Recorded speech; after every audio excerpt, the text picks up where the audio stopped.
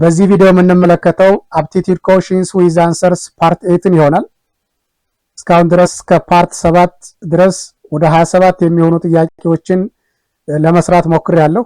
ፓርት 8 ላይ 3 ጥያቄዎችን እንጨምርና በአጠቃላይ እስከ ፓርት 8 ድረስ 30 የሚሆኑ ጥያቄዎች በዚህ ቻናል ማግኘት ትችላላችሁ ማለት ነው። ቻናሉን ሰብስክራይብ በማድረግ ወደፊትም የሚለቀቁ ቪዲዮዎችን ማየት ይችላሉ። ይህን ቻናል ለማግኘት ዩቲዩብ ላይ BIC አካዳሚ ወይም ቢክ አካዳሚ በማለት ሰርች ቢያደርጉ ቻናሉን ያገኙታል።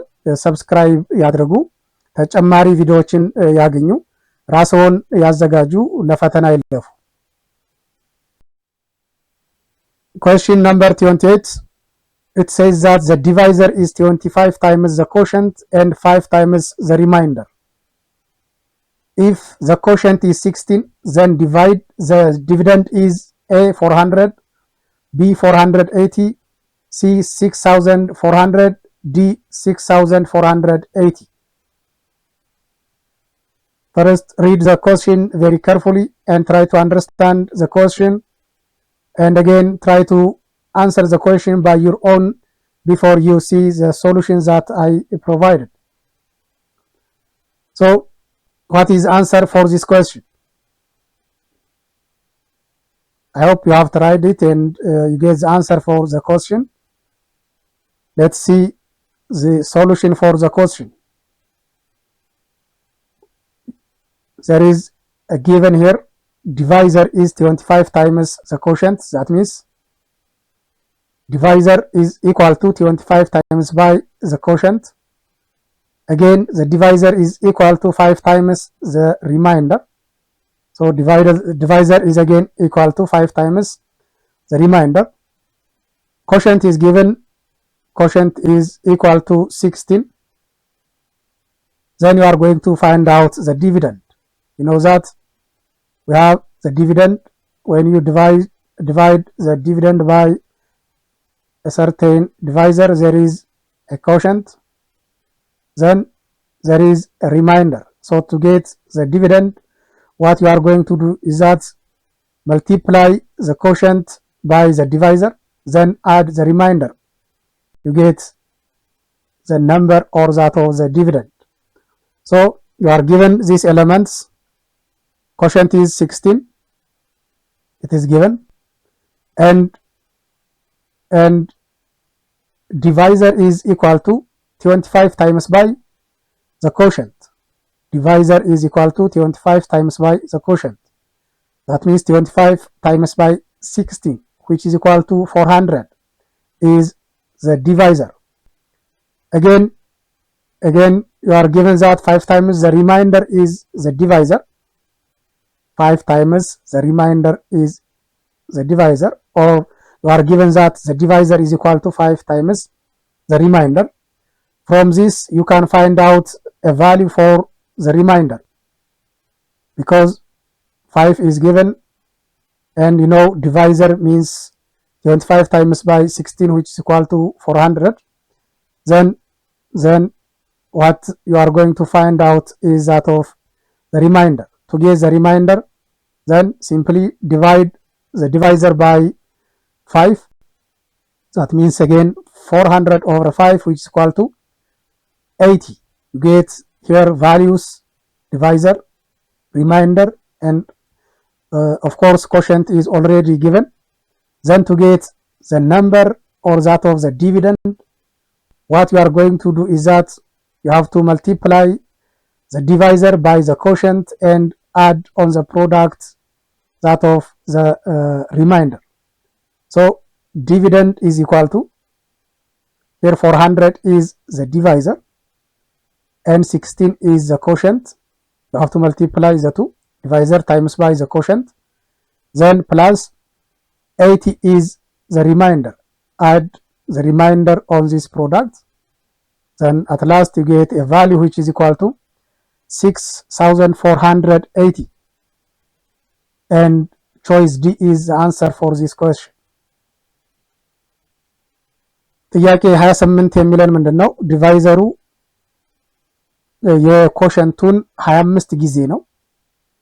ወይም ደግሞ ኮሸንቱን 25 ጊዜ ስናባዛው ዲቫይዘሩን ይሰጠናል። እንደገና ዲቫይዘሩ ለማግኘት ሪማይንደሩን በ5 ጊዜ ስናባዛ ዲቫይዘሩን እናገኛለን። ኮሸንቱ 16 ቢሰጠን ቁጥሩን ፈልጉ ነው የሚለው፣ ወይም ይሄን የምናካፍለውን ቁጥር ዲቪደንድ የሚባለውን ፈልጉ ነው የሚለው።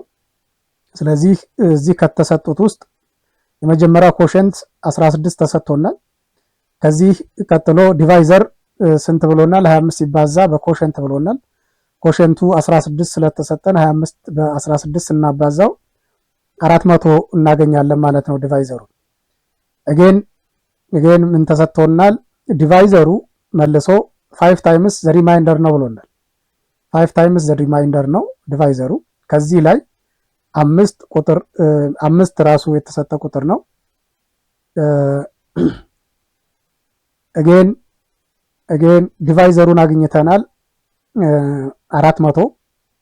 ዘን የምንፈልገው ወይም የማይታወቀው እዚህ ላይ ማን ነው? ሪማይንደሩን ነው። ሪማይንደሩን ለማግኘት ዲቫይዘሩን ለሪማይንደር ለ5 ስናካፍለው ሪማይንደሩን እናገኛለን ማለት ነው። 400 ለ5 80 ይሆናል ሪማይንደሩ ማለት ነው። መጨረሻ ላይ ቁጥሩን ለማግኘት ምን እናደርጋለን? ኮሸንት ሲባዛ ዲቫይዘር ሲደመር ሪማይንደር አድርገን እንሰራለን ማለት ነው። ስለዚህ ኮሸንቱ 16 ነው ሲባዛ ዲቫይዘሩ 400 ነው። ይሄን ሁለቱን እናባዛና መጨረሻ ላይ ሪማይንደሩ 80 የሚል አለ። 80 እንደምራለን። መጨረሻ 6480 የሚል ቁጥር እናገኛለን። ይህ የዚህ ጥያቄ መልስ ነው። ቾይስ ዲ መልሳችን ነው ማለት ነው።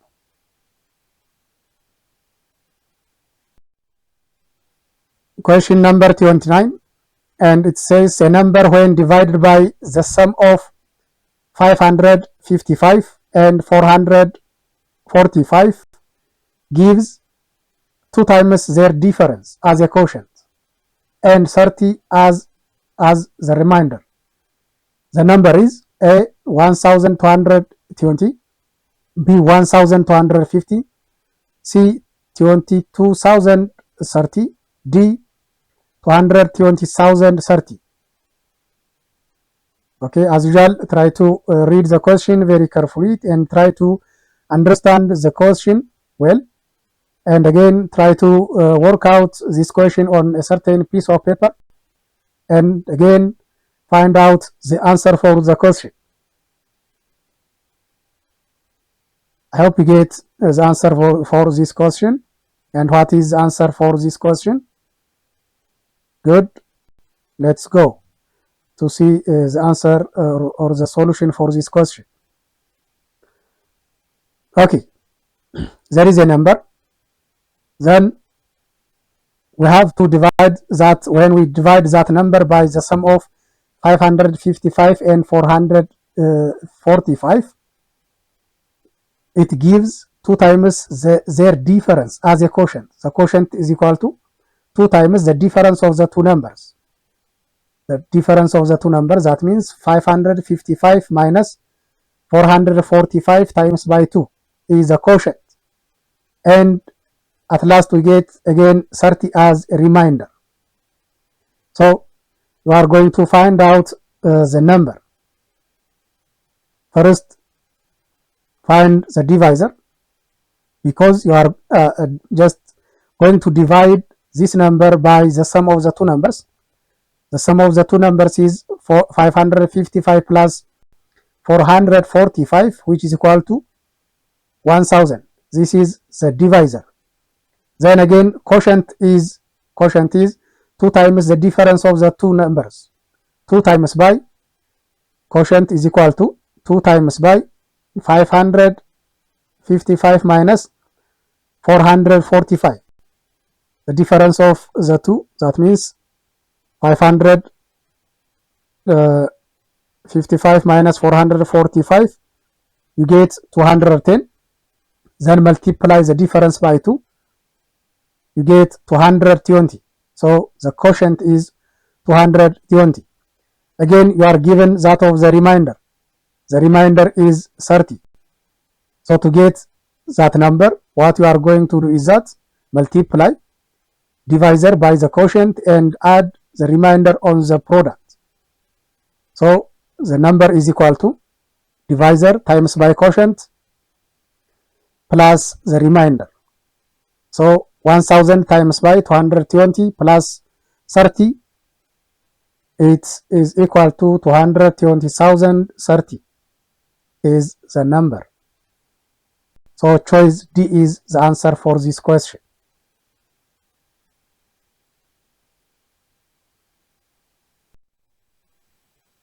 እዚህ ላይ የሚለን ምንድን ነው? የነው ቁጥር ለነዚህ ሁለት ቁጥሮች ድምር ስናካፍለው የሚሰጠን ኮሸንት ወይም የምናገኘው ኮሸንት ስናካፍል የምናገኘው ኮሸንቱ ወይም ድርሻው የነዚህን ቁጥሮች ልዩነት በሁለት ስናባዛ ይሆናል።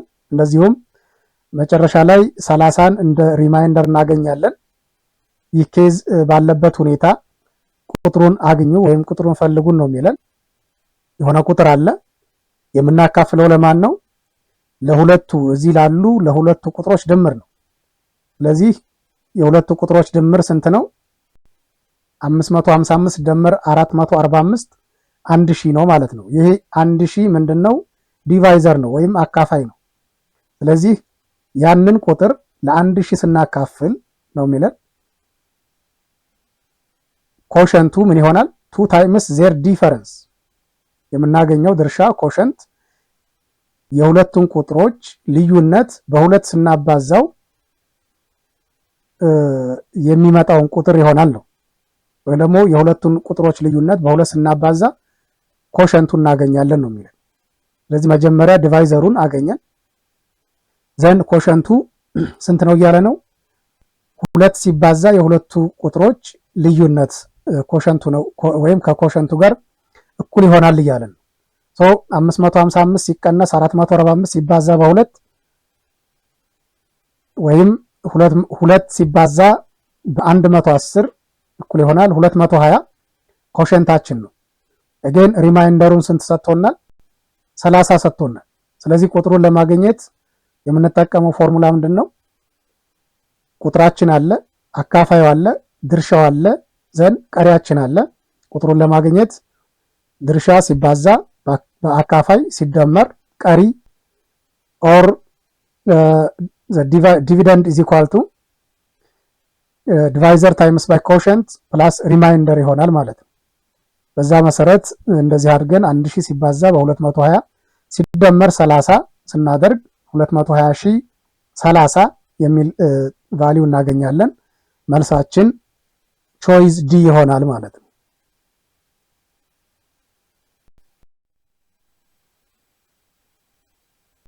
እሺ ወደ 30ኛው ጥያቄ ነው የምንሄደው። question number 30 says that in doing a question of division with zero remainder, a candidate took 12 as divisor instead of 21. The quotient obtained by him was 35. The correct quotient is A0, B12, C13, D20. What the question says here is that when we divide a certain number, the remainder that we get is 0, or there is no remainder, or that number is exactly divisible by the divisor. So in doing that,